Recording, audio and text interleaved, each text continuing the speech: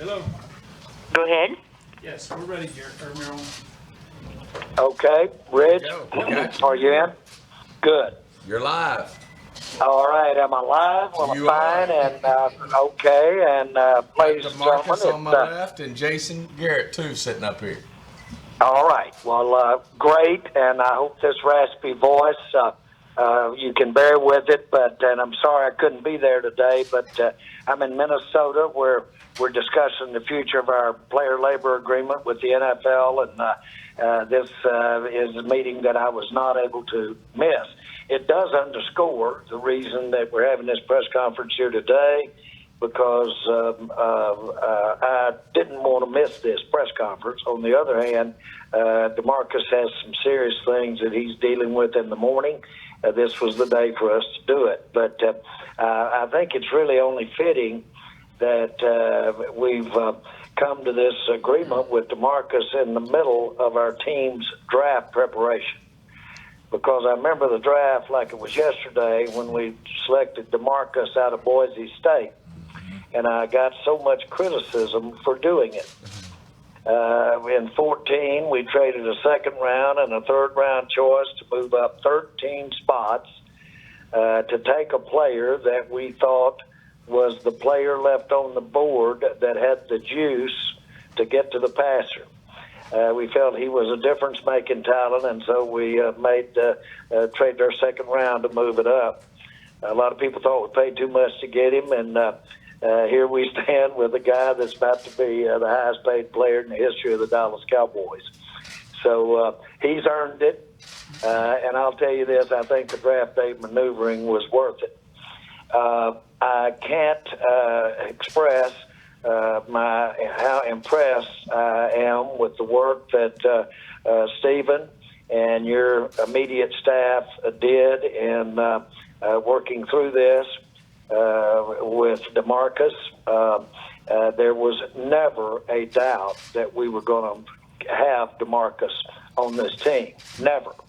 But certainly in order to get this deal done, it's a part of a major plan that we have to have the talent that we have here, and to have that talent on the field as we look forward over the next year, 2 years, 3 years, 4 years down the road. And so it had to be fit, it had to be massaged, but there was never a doubt that DeMarcus was going to be a part of the Dallas Cowboys. I congratulate you, DeMarcus. It is, I know, a huge thing in your life, but I want you to know it's a big thing in the life of the Cowboys and everybody that is interested in the success of the Cowboys. I think both sides have walked away from this thing feeling good about it. That's what you do when you make agreements going in that you're going to stay married and you're going to go forward. Nobody can put the britches on anybody on either side. It doesn't work that way. It's got to work on a going forward basis. And I'm just so proud that an agreement like this allowed us, when an opportunity comes along, to get a Robert Quinn. An opportunity, a plan also allows you that, in my experience, we were able to get a Deion Sanders when he became available back when. And so the point is, a plan not only takes care of your basic structure, but it also leaves the room to get an opportunity like we did last year when we got Cooper. So with that, I'm going to pass this along to Stephen. But Stephen, outstanding job from your old dad. I'll turn it over to you.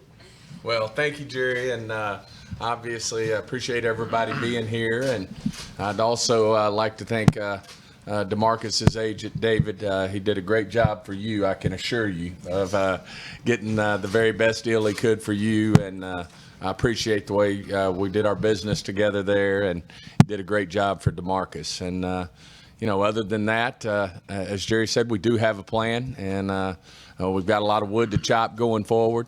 We're thrilled about where we are with the football team at this stage as we head into the draft. It's a great time of year, knowing that we're going to get better through the draft as well. But certainly this is DeMarcus's day.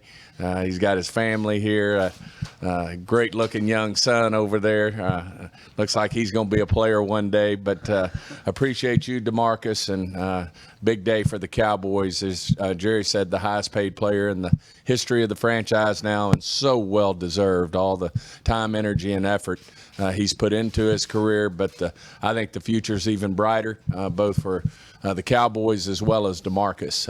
I'll turn it over. I'll let Jason go first, and then we'll leave DeMarcus for last. Yeah. The best for last. I guess my only thing that I wanted to add is, we've talked a lot about what we want our team to look like and the kind of team we want to be: offense, defense, kicking game, special teams, how we want to play, and then the kind of guys who are going to help us get there. We've talked a lot about cornerstone players, building this team through the draft with these guys that are going to be here through their first contract and their second contract, be here for 10 years and represent everything that we want. And there's no doubt in our minds that DeMarcus Lawrence is one of those guys. And, I thought Jerry was great. It was vivid in my mind when I walked into this room, reflecting back on draft day when you came out, and us, kind of adamantly saying we got to go get this guy because he is. We felt like he was an elite rusher, one of the guys that was going to represent exactly how we wanted to play. And to me, there are so many examples of that throughout his career, of being the kind of guy that we want, a leader on our team, to represent really the values of our team and be one of these guys. The adversity he had early in his career and how he came back from that a number of different times, played through some tough, challenging situations to be one of the elite defensive linemen in the National Football League.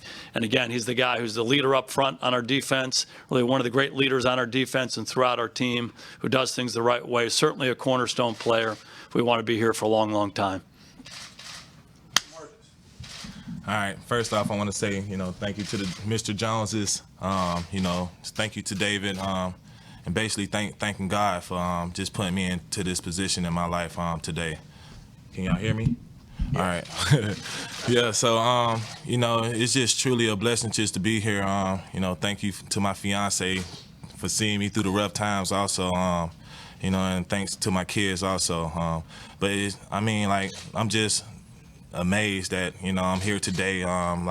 Like Jerry said, looking back 5 years ago, I was fresh coming into the league. Like, I ain't know what to expect. I ain't know how to handle the business of being a professional football player.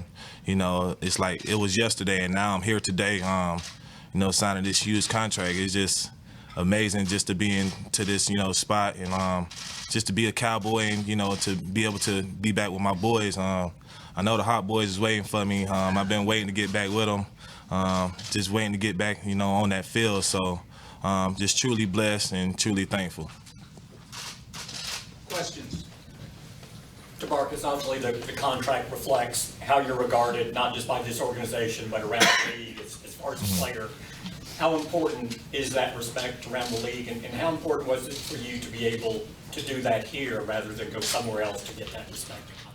Right. Yeah, it was very important. That's one thing players don't like to see. People with less talent or less playmaking skills getting paid more than them. So, like I said, it was truly a blessing to be able to get this deal done and to be a Cowboy for long term. What was the conversation like between when you got involved that everybody kind of says that kind of changed the tenor of where everything was? Mm-hmm. What was that like for you to hear from Steven and Steven to hear from you? Right. I feel like it was great, just to hear Steven's standpoints of, how he's viewing the contract, and also, Dave's, and, just basically to hear all of us, come together and be like, okay, like, we have a meeting ground. This where you're at, this where I'm at. Let's just meet in the middle, get it done. And, once that conversation took place, we still had our ups and downs, that's just all about negotiation. But it was actually faster than what I thought. I'm like, all right, yeah, we talked. So, like, the weekend's coming up. I probably, get something out on Monday or something, But, they just went back and forth, and it was like, man, we here, you know, and that's when all the butterflies came, man. Did you ever worry about it not getting done? I mean, how disappointed or how frustrated did you get at one point? Well, I got a little frustrated.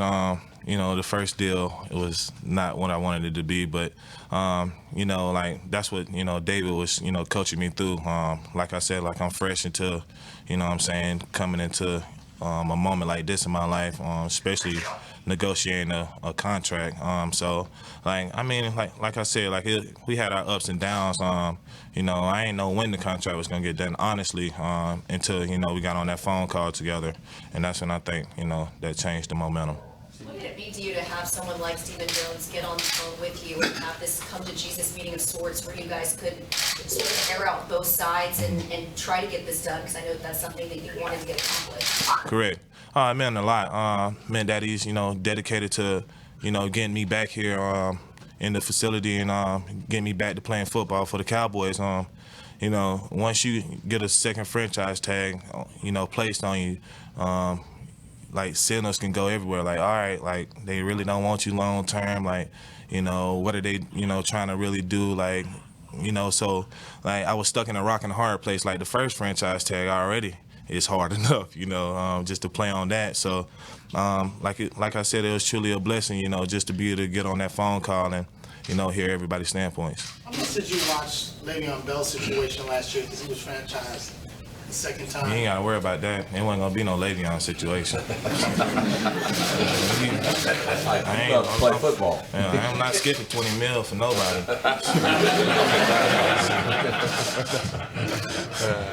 Well said. About what this means for your family, looking at you and him being born when you were here for rookie minicamp. Talk about that journey with your family the last 5 years. Oh man, it's amazing, you know.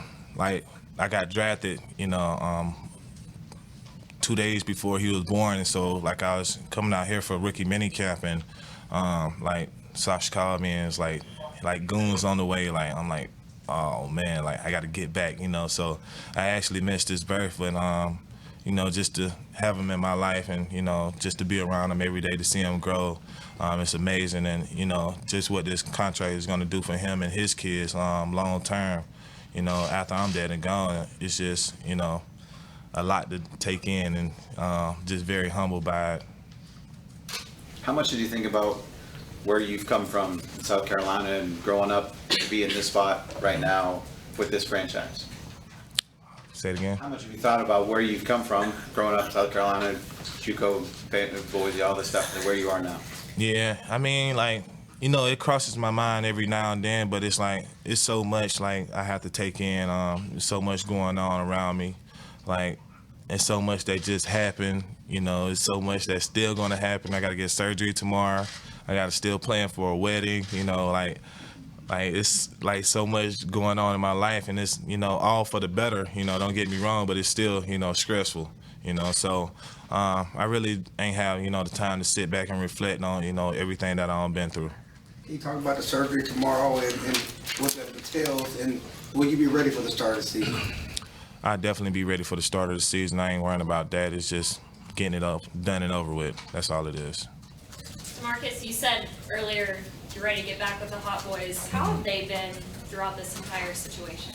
Well, to be honest, they've been aggravating me. Like, bro, like, all right, like, what's the deal? Like, we heard this. I'm like, dude, like, no, just calm down. Like, ain't nothing happened yet. So, like, all right, bro, like, come on, bro, we about to get started. I'm like, all right, bro, like, I can't do nothing yet, so just be patient. So I'm just glad, you know, we done went through, you know, everything, and now it's over, and, you know, I can get back with them, go to work. Looks like you got a new member, Robert Quinn. Just your thoughts on how you guys are helping the D-line out. All right. Oh, man, you know, like, when I first came into the league, you know, Robert Quinn was, you know, beasting in it, and over there in L.A., well, he was in St. Louis at the time, but, like, you know, it's just basically truly a blessing, you know, just have another, you know, end that can threaten the quarterback and be able to put that pressure on the quarterback. I mean, you know, like, you can never have, you know, too many rushers on your team.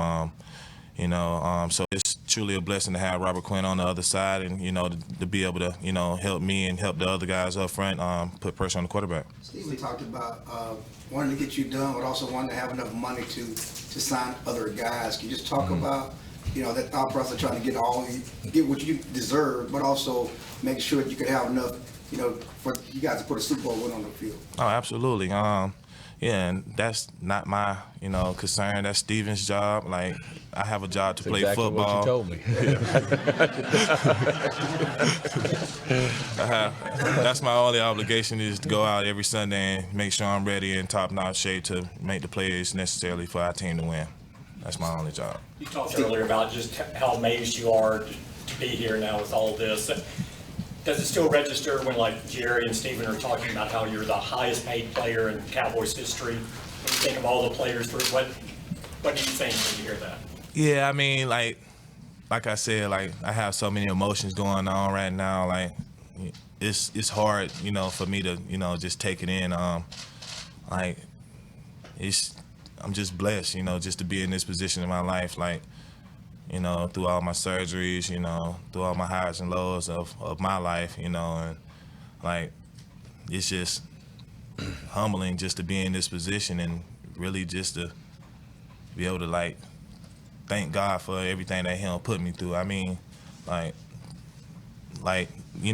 going through everything, through the back surgeries and stuff, I thought my career was over, before I even, made a couple of sacks. I thought, like, I'd never see this day. So, like, I'm just blessed just to be here, let alone just take everything in. It's a lot. Stephen, when Jerry talked about the trade you guys made to get him moving up, was it difficult to do a deal with the Redskins, a rival, a division rival and things like that? I don't know how many you've done with them in the past. It usually doesn't happen. And, obviously, when you're doing one, they want probably a little more, if you will. And I don't think the Redskins were worried about taking advantage of us in any shape, form, or fashion. But, no, we really felt like we needed a pressure player. And you have to pay premiums for pressure players. The league pays a premium in terms of contracts. And certainly when we were moving up, we knew we're going to have to give a little more than we wanted to. But felt like at the end of the day to move up to get what we felt was the last one on the board was a big part of what we needed to be about going forward. DeMarcus would be. Now that you got DeMarcus done, can you just talk about what this roster is from the end of the season and what you've done to, take that next step? Well, as Jerry said, we've got a plan. This day-to-day is about DeMarcus and what he's all about. But we'll certainly, as I said, we'll continue to chop wood and work hard to continue to keep this team together. We've done hats off to the organization. We've done a great job of drafting good football players, and as you know, we like to pay our own, and feel like that's the safest way to build a roster, and then do what we've done in the offseason, which is fill in efficiently with free agency, with some trades, and we feel like we've put ourselves in a great place to draft well again in terms of filling our needs through free agency and being able to take the best player on the board. I feel like that's why we've had some very productive drafts over the last 8 to 10 years. Stephen, he said that he was not going to skip $20 million for anything last year, but he did show a lot of leadership with how he handled the franchise tag a year ago.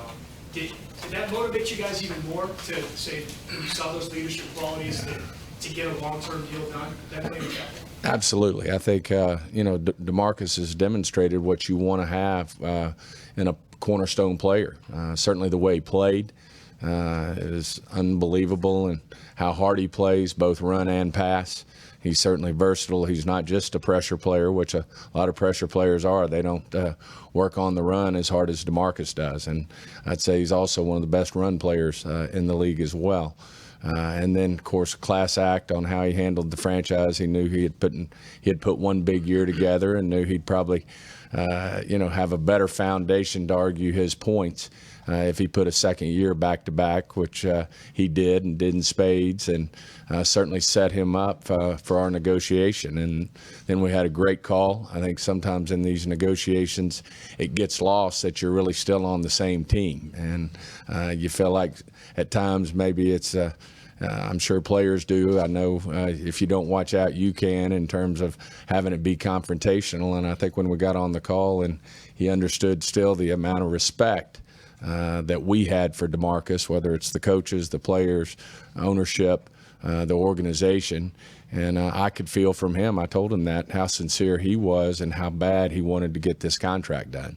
And at the same time, he was a man and said my issues were not his, which he's so correct. And I admitted that was the case.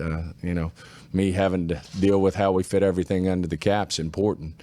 But it's certainly not DeMarcus's issue. It's not Dak's issue. It's not Amari's issue. That's Jerry and I and Todd and Adam and our organization to figure that out. But anyway, overall, DeMarcus has always handled himself well, and he's just done a great job, and that's why he's sitting here today as the highest paid player in the history of the Dallas Cowboys.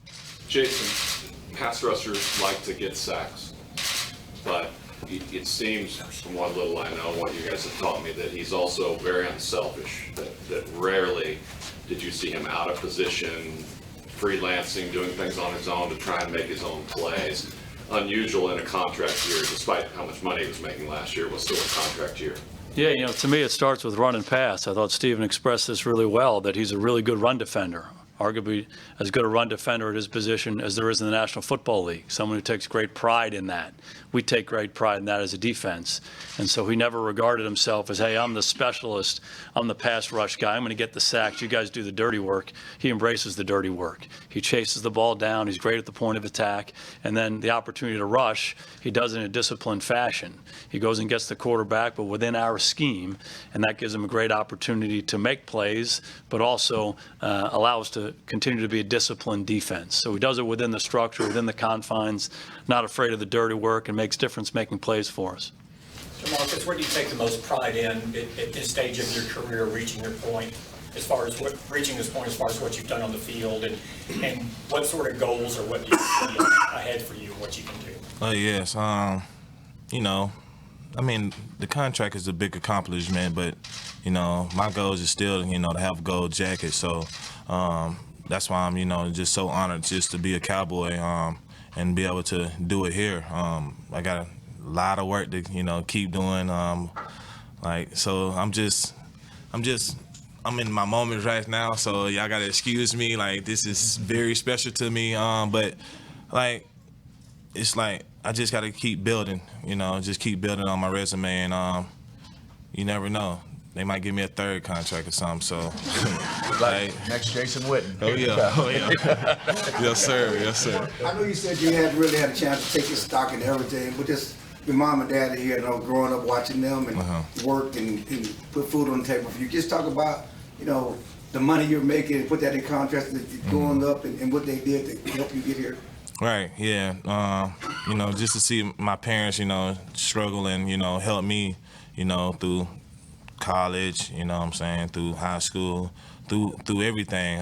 It's just truly amazing, and it's a testament of how I want to be able to be there for my kids as they grow. So like I said, I give them the most respect and the most thanks, because they really laid this foundation for me. So I got you.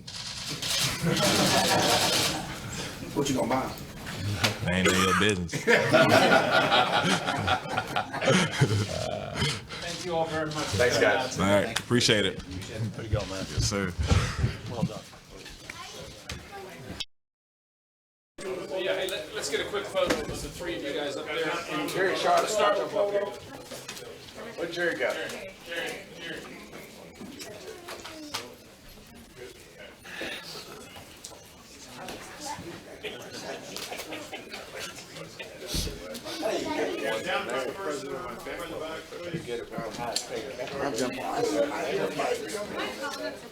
I see a fight coming. You could have at least called me to verify my thing. Thank you very much out there.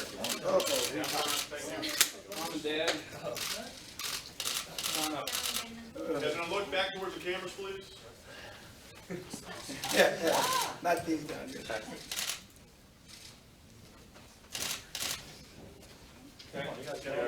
Son.